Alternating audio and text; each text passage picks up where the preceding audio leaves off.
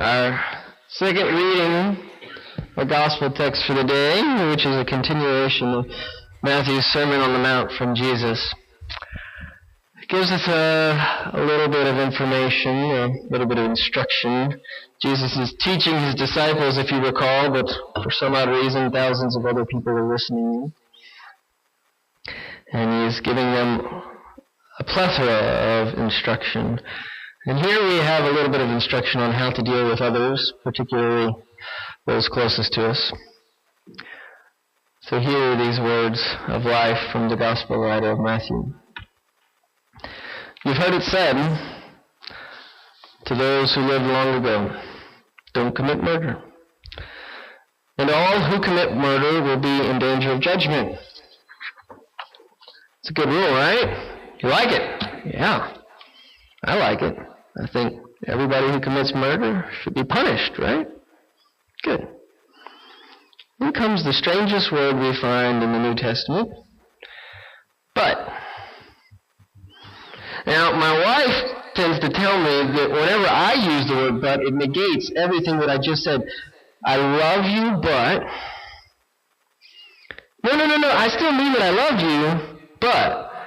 She said, no. Everything preceding the but is now untrue. No, I still love you, but you're wrong. Duh. You have a valid opinion, but it's wrong.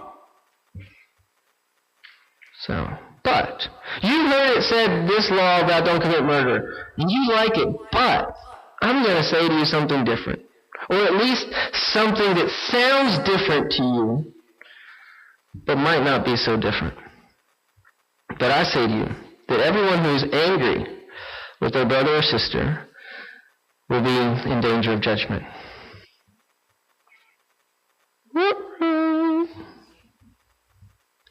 And again, show of hands of how many of you are in danger of judgment? All the people who raised their hand earlier are a little less reticent too.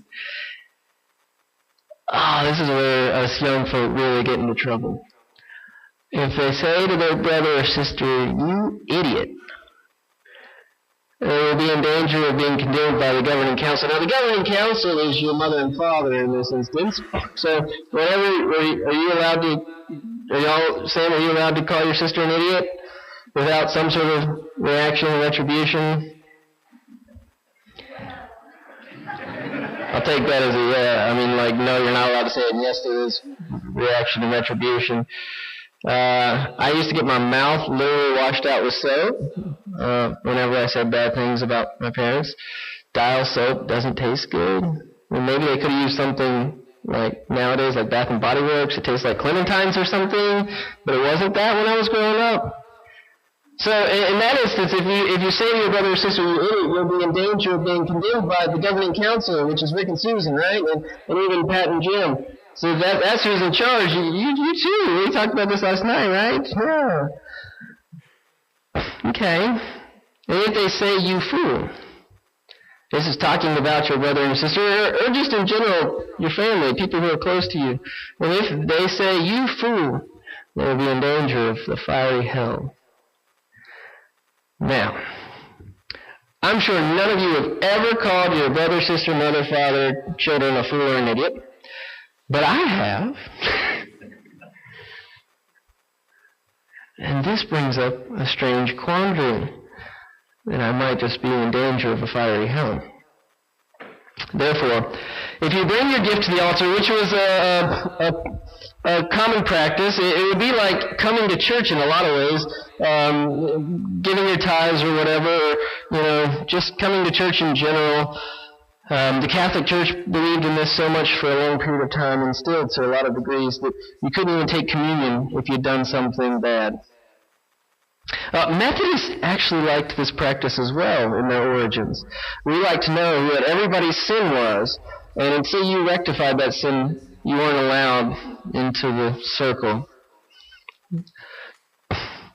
So, when you bring that gift to the altar, and while you're sitting there praying and saying, I'm so righteous, I'm a great Christian, if you just remember in the back of your mind that your brother or your sister has something against you, Now, look at the way that Jesus words this.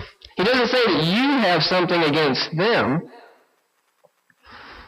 It's not that I've sinned or that I have the problem. It can even be that they have something against me. If while you're sitting here thinking about how much of a wonderful person you are, how great of a Christian you are, how everybody should emulate you, you happen to remember that you have a faltered relationship, leave your gift at the altar and go. First make things right with your brother or sister, then come back and offer your gift. Be sure to make friends quickly with your opponents while you are with them on the way to court. This is terrible. One of the disciples, the Pharisees, later says, "This is a hard teaching, Jesus. Like, this is hard. Somebody's taking you to court to see you, and you're supposed to make friends with you? Some of you have family relationships, and you know what this dude's talking about? Really? Otherwise, if you don't make friends with them, they'll haul you off before the judge. The judge will turn you over to the officer of the court, and you'll be thrown into prison. I say to you in all seriousness that you won't get out of there until you've paid the very last penny. You've heard that it was said, don't commit adultery. Another good rule. Don't say but, Jesus. But. Can't you just leave it at that? I say to you, every man who looks at a woman lustfully has already committed adultery in his heart. Now, for those of you who are paying attention, that's all of us. Just to be clear.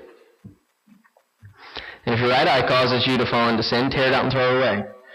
So most of us should have torn our right out a long time ago. Right around the time we were 13, 14, right? Okay. Throw it away. It's better that you lose a part of your body than that your whole body be thrown into hell. And if your right hand causes you to fall into sin, chop it off and throw it away. Most of us shouldn't have right hands at this point in time either. It's better that you lose a part of your body than that your whole body go into hell. It was said, this is in the law of Moses, now he's referencing the Torah, the Old Testament. It was said, whoever divorces his wife must give her a divorce certificate. But I'm going to tweak that one a little bit too. I say to you that whoever divorces his wife except for sexual unfaithfulness forces her to commit adultery. Now, let's process this again.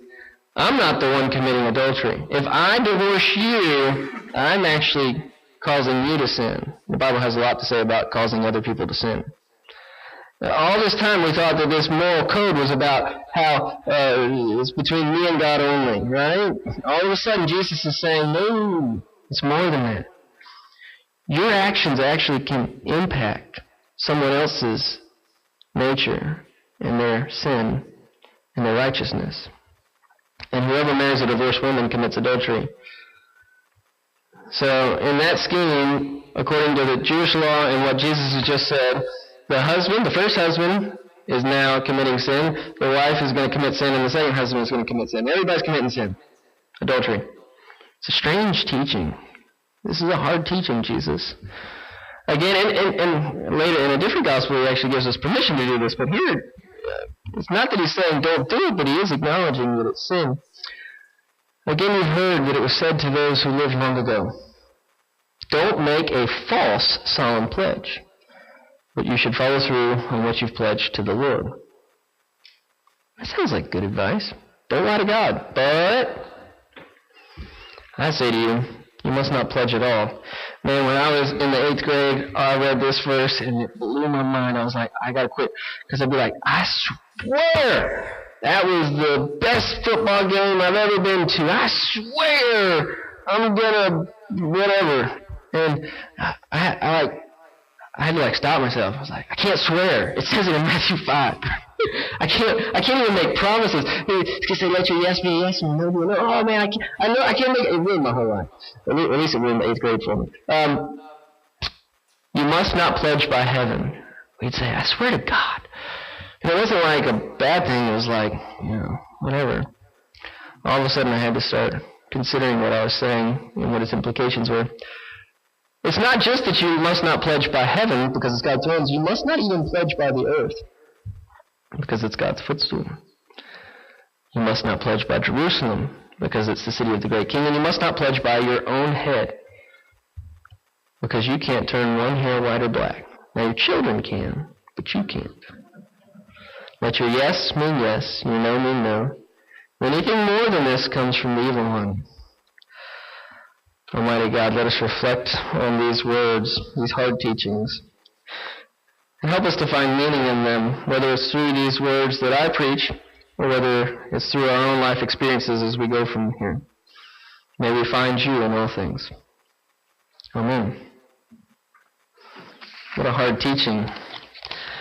I'm going to focus mostly on the family part. Once you get into adultery, you start meddling. People don't like it when you meddle from the pulpit. But I'm curious, before we get started, if anybody has any stories from the past week of self-reflection and maybe realizing that they see something and maybe they need to take a step back and see it differently. Did any of you have a moment like this? You had a self-reflectory. So our task for the past 2 weeks and for the next 3-4 weeks will be that we begin to see the 3 feet space around us differently. And to begin to interact with it just a little bit. Does anybody have your tape measure with you? As I promised, I've lost mine. It's actually at Brown Summit because that's where I go after here. Anybody have your tape measure? I'm going to fire you all. Thank you, Bruce. Bruce wins. I'm going to put a gold star on yours this week, Bruce. Did you get a name down, Bruce? Or did you think of something in your own life? Did you see something? Do you want to share it? You don't have to. I'm not going to embarrass you. Okay, good. Yeah. What I love about when we start to really encounter the gospel in community is that it begins to change us. We begin to realize that maybe you're not the problem, maybe I'm the problem. Sometimes we talk about this in clergy circles. When a church just beats up on pastor after pastor after pastor after pastor, you have to begin wondering, is it all the pastor's problems? Or is it somebody in the church's problem? They're blaming it on the pastor. Or conversely, in your family, you're always blaming your problems on somebody else. If you're always blaming the problems on somebody else, who's the problem? Some of you are giggling, so you know the answer. This is one of those rhetorical questions that I expect you to answer out loud. You are the problem. Yeah, if somebody else is always the problem, we're the problem, right? And so this is what I hope we can begin to acknowledge, is that as we cast our 3 feet around us, that we realize that we're in that 3 feet. And the only way that 3 feet of space is going to be transformed is if we begin to transform. How many of you have ever been in a relationship? Another rhetorical question that I expect you to actually answer. This is all of you. Because, does anybody not have a parent? So, or a guardian, legal guardian? Does anybody here not have a legal guardian or a parent? So you all have been in a relationship before. That's good. Now, how many of you think relationships are just easy? It's just easy to get along with people. Yeah? Yeah? You want to say something about that? You probably shouldn't. Valentine's Day's coming up. How many of you found it always easy to get along with your parents? How many of you found it always easy to get along with your siblings? How many of you found it always easy to get along with your children? How many of you found it always easy to get along with your preacher? Yeah. How many of you found it always easy to get along with your neighbor? And they crossed the property boundary. Yeah. Man. Am I right in assuming that relationships are hard? Yeah, they are. Relationships can be really hard at times. Sometimes they're wonderful. I mean, you've experienced wonderful parts of your relationship, have you not? Wonderful relationships with your parents. Wonderful relationships with your spouse or partner in crime. Wonderful relations with your children. Right? Everybody's had the good and the bad, right? It's not just that we disagree with our parents, so our parents are always wrong, or that we disagree with our spouse, so our spouse is always a terrible person, right? No, you make up, right? You break and you make up. This is the nature of humanity. And yet Jesus reminds us that it's an important relationship. Relationships are hard because they're intimate. Relationships with close people, I think, are the hardest. Like, how many times have I wanted to be like, Dad, you shouldn't say that.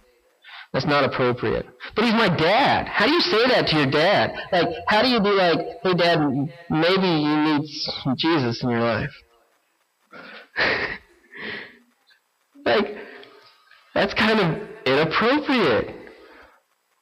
Or to say to your spouse, you know, as they might be blaming something on somebody else, maybe in this instance, you might be the problem. That's hard to do, isn't it?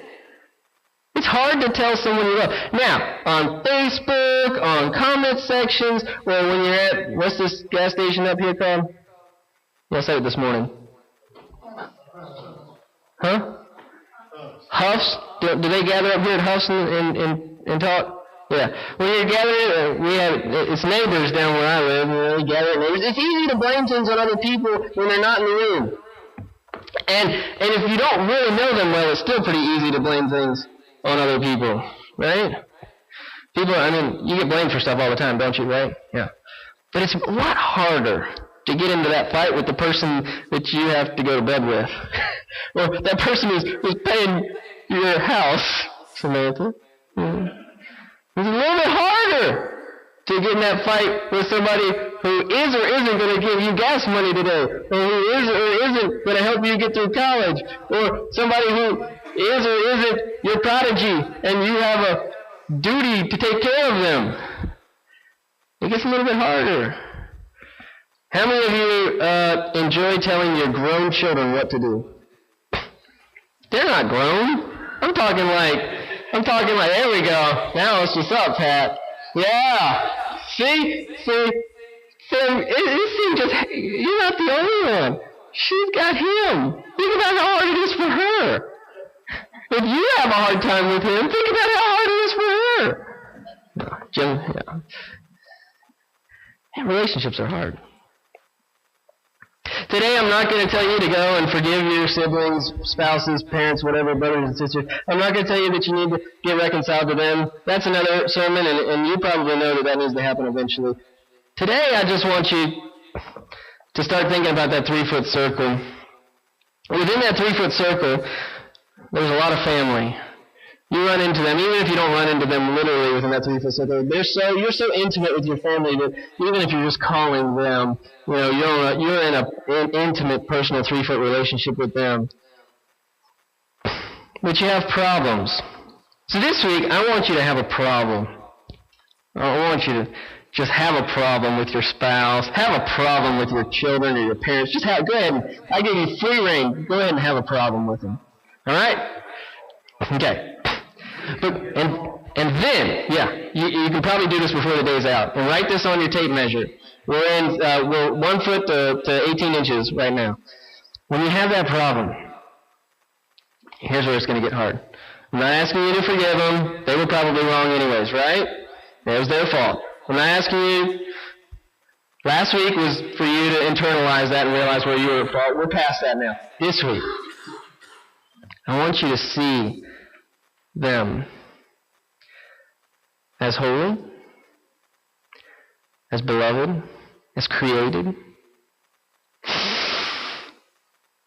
You know this word, Yahweh, that we call God, or Lord. It says in the beginning He hovered over the waters. He was like a spirit over the waters, a spirit.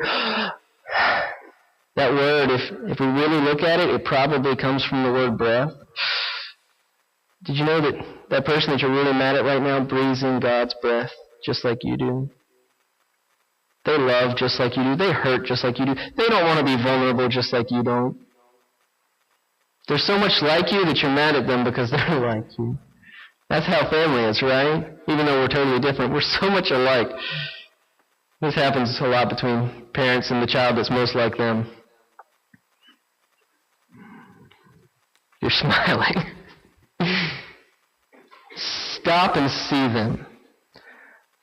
If it's a sibling, my mom has been in it with her siblings for a decade, ever since my grandfather died. It's so hard for even me to look at them and say, wow, they're good people because they've done so many bad things. We know the sins of our family. It's so easy to look down on them. It's so easy to say, well, don't try to be all friendly and nice now. I know what you were like yesterday. That's how I talk in my head. But just stop. You can go back after this. I just want you to block out a minute and a half where you just stop. Maybe you sit down, you turn off all the crap. I get my mouth washed out for that word, I'm sorry. Turn off everything. And just think about what God thinks about them. After you're done, I give you full permission to go back to being mad at them. Don't forgive them. Don't reconcile with them. Whatever. But every morning, every afternoon, at the same time, or whenever, stop for the next 6-ish days and think about that person. And think about how beautiful they are, how gifted they are, how loved they are. You can be mad at them all you want. But just stop and see them as God sees them. I don't think that we have a problem of being or doing in this world or in this country or in this faith. I think we have a problem of seeing. And if we can just start seeing, if we can start seeing ourselves, as I tried to reference last week, if we can just start seeing our family, our beloved, our blood, our kin, and then we'll get on in each day